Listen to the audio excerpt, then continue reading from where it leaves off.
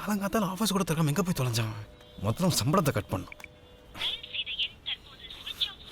சுவிட்ச் ஆஃப்.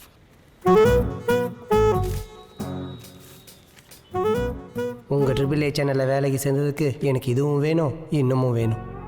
என்னுடைய ராஜினாமா கடிதத்தை நீங்கள் ஏற்றுக்கிட்டா ஏற்றுக்குங்க, இல்லை எக்கேடு கேட்டு போங்க.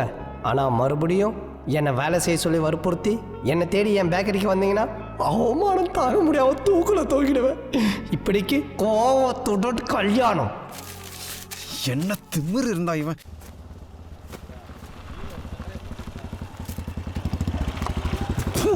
இப்படி செஞ்சா எவன்டா சாப்பிடுவான்?